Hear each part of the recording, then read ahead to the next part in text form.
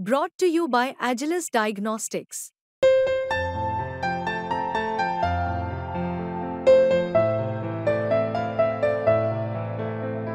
Agilus Diagnostics. काय म्हणते supreme कोर्टाचे न्यायाधीश सुद्धा, काढा ते गबाळ बघा, चालून देत नाहीत हे मनासारखा कारभार. तेच महाराष्ट्रात सुरू केलं का देवेंद्र फडणवीसनी?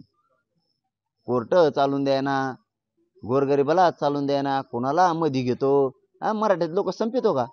ते विनोद तावडेंना तसंच केलं, ते अशोक चव्हाणला तसंच केलं, ते अजित पवारला तसंच केलं, एकनाथ शिंदे साहेबाला तसंच केलं, कितीतरी ते कुटे ग्रुप आहे त्याला तसंच केलं, ते निलंगेकर आहे त्याला तसंच केलं, ते आवश्याचा आहे त्याला तसंच करतो, ते राणा जगदीशी आहे त्याला तसंच करतो, छत्रपती घराण्याला म्हणतो तुमची प्रॉपर्टी मोजून काढीन, असे किती नारायण राणे साहेबाला म्हणतो तुला असं करीन. किती जणांना सांगायचं रे एकनाथ खडसेला तसं. किती दाखवायचे रे, किती दाखवायचे, धमकून आणलेले तो. अरे काय सरकार चालितो आणि काय तूच करा हुकुमशाह असा तुला ना. तो जर नाही ना मान काय तू नाही बारगाड मोडत तिथून पुढं. हो तुला ना वस्ताद मीच आहे फक्त. तुला वस्ताद मीच आहे. तू किती मस्ती तुम्हाला आता याच्यात गाठायचं ठरवलंय ना याच्यात. अरे काय चालवता राव तुम्ही, काय नाही चालवी तुम्हाला कळत सुद्धा नाही. तुम्ही भाजपच्या मराठ्याला अडचणीत आणायला, तुम्ही राष्ट्रवादीच्या मराठ्याला अडचणीत आणायला, तुम्ही शिवसेनेच्या मराठ्याला अडचणीत आणायला लागलात. तुम्ही ते विठ्ठल सहकारी कारखान्याचा कोणतरी येते अभिजित पाटील का त्याला एका रात्रीत उडील, थोरातला तुम्हीच उडील, विखेंना तुम्हीच उडील. किती लोक दाखवा बाबा, तुम्हाला कटाळा यायला लागला मला लोक सांगू सांगू. इतका बधीर डोके चालवणारा माणूस असावा ते. आणि देशमुखाचं तसंच केलं. तुम्ही जात बघा ना, तुम्ही पात बघा ना, तुम्ही कोणाला धोसूनच आत घ्यायला लागलात. काय आहे तुमचं हे? कोणतं सत्ता चालवायला लागलात तुम्ही? म्हणजे मराठ्यांचे मोठमोठाले घराणे संपवायचे, मराठी आउट करायचे आणि तुम्हाला मोठं व्हायचे. कितीतरी पुण्यातले असे घराणे ते बळच ओढलेत. ते काकडे इथं बरेचसे मला वाटतं मोठाले घराणे ती अशीच ओढली दादागिरीने. थोरात अशीच ओढली, कित्येक तरी ते थोरात आहेत मोहिते ते बी असेच ओढले कामान धामाचं. नगरची कंपनी ओढली अशीच, संभाजीनगरचं असंच, ते भावना गवळीचं तसंच. म्हणजे हे दादागिरीनंच आहे ना सगळं. ते लातूर नांदेडचं तसंच, हिंगोलीचं हेच. तुम्ही मला जिल्हा दाखवा राव, हे का माणूस आहे का? त्या बीडच्या भाजपच्या नेत्याचा तसा दिदारा करून ठेवला. त्यांच्याच बापाने वाढलेला असून त्यांनाच फार पायाखाली चिंगरलं होतं. आता ह्या मराठ्याच्या एकमेकाला विरोध का व्हायना, पण त्यामुळं तरी त्यांचं वनस फेडलाय. मी सत्यच बोलत असतो का अभि, नाही पटत त्यांच्या जातीला. मराठ्यांच्या ओढाताडीमुळं का व्हायना थोडक्यात आज त्यांचे पुन्हा योग आले. नाही येणे त्यांना संपिलं होतं, ज्याच्या बापानं भाजप वाढिलं त्याला संपिलं होतं येणे या देवेंद्र फडणवीसनी. मराठ्याच्या ओढाताडीमुळं व्हायना त्यांचा 10 वर्षाचा वनस तरी मिटला. असू द्या काय व्हायचं लागू द्या, आमचं त्यांचं लागायचं लागून द्या, पण सत्य ते हाई. इकडून मराठ्यांचं त्यांचे खोटे का आरोप व्हायनात मराठ्यावर, असं केलं तसं केलं म्हणून ते तरी घेतलं. हे डाव काय खेळतो राव फडणवीस असलं. इतकी नीचपणानं सत्ता आणून काय सुख मिळणार आहे बरं तुमच्या कुटुंबाला बी फडणवीस साहेब?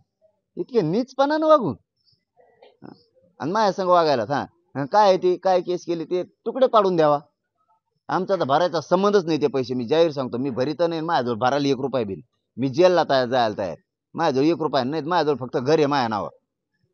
त्या मी मीडियाच्या माध्यमातून जाहीर सांगतो आणि मीडियाच्या बांधवांना विनंती, माझं आजचं सगळं दाखवा. माझ्याजवळ घर आहे. त्या कोण आहे तो नाटकावाला, त्याला म्हणा चल ये तुला घर लिहून देतो माझ्यावर. मी नाही देऊ शकत, माझं पैसेच नाहीत. मी घर सुद्धा लिहून नाही देऊ शकत तुला, कारण मग त्याच्यात हिस्साच नाही.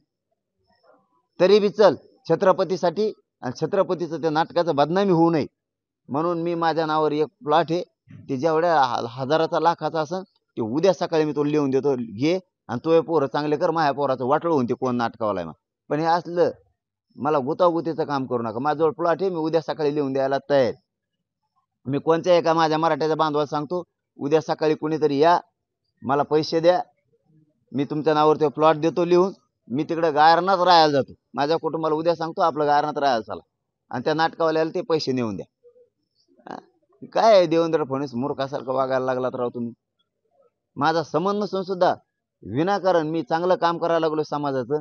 फक्त एवढं झालं बा, मा नाव फक्त मोठं झाल्यामुळं ती केस सुरू केली का तुम्ही मला जेरीस आणायला. आणि काय बदनामी आहे बरं त्याच्यात?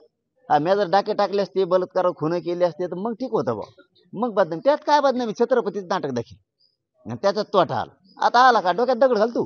मग सांस्कृतिक मंत्रालय कशाला असतं. नुसते अमित शहाचे मोठमोठाले धर्माधिकारी साहेबांसारखे मोठमोठाले कार्यक्रम घ्यायचे 5-5 लोक त्यात मारायचे ते पैसे भरायले का फक्त. हा सांस्कृतिक मंत्रालय छत्रपतींच्या कार्यक्रमात तोटा आल्यावर भरायला नाही का मंत्रालय. त्याला नाही जमत का तेवढं काय जे 4-2 लाख असते ते भरायला लय अडचण आहे मोठी. सांस्कृतिक मंत्रालय असतं कशाला. सांस्कृतिक मंत्रालयाने आता कोणाकोणाचे पैसे भरले जातात पण तेच बघतो मी बी आता इथून मागचं. मला काढाच लागणार आहे ते आता. सांस्कृतिक मंत्रालय इथं मराठ्यासाठी नाही छत्रपतींच्या नाटकासाठी नाही तर कशासाठी. जर एखादं समाजाचे पोरं आणि पोरं होतो त्या टायमाला काही ज्ञान नव्हतं फक्त म्हणले घ्यायला पाहिजे म्हणून घेतलं. हा एखाद्या वेळेस उद्धव ठाकरे साहेबांचा मला वाटतं तो नेता आहे त्यांनी फुनगी लावून दिली असणार आहे आमच्या माग. हो नाटक त्याच आहे ना. त्यांनी फुनगी लावून दिले उद्धव ठाकरे साहेब बी म्हणले का त्याला दी सुटूक नलो जरांगीच्या माग होऊ शकतं. म्हणजे मला काय म्हणायचं आता की कोर्टानं सन्मानानं आम्ही जर कोर्टाचा सन्मान करतो न्यायदेवतेचं पालन करतो तर न्यायदेवतेचं हेच काम आहे. एकदा जामीन घेऊन आलाय ना आता त्यांना सगळ्यांना बोलवणे किंवा ती केस चालवणे. 50-50 वर्ष केस चालते तो आमची लईच पटकून आली याच्यावर जसं का 1000 करोड रुपये आहेत आमच्याकडं लईच पटकून आली लगेच बोर्डावर पळती लई ती आमची केस. 15 पायाची आहे का गोम गोम आहे का ती 15 पायाची लई तुरु तुरु पळू राहिली. हा आणि नेमकी त्याच्याच अंगावर चढती का ती आमची गोम गृहमंत्री फडणवीसच्या म्हणून त्याला गुदगुल्या होत्या रातची त्याच्या ढेरीला गुदगुल्या होत्या रातची. आमचीच कस काय निघली पटकून इतक्या केसेस नाहीत आणखी काय बदनामी आहे त्याच्यात.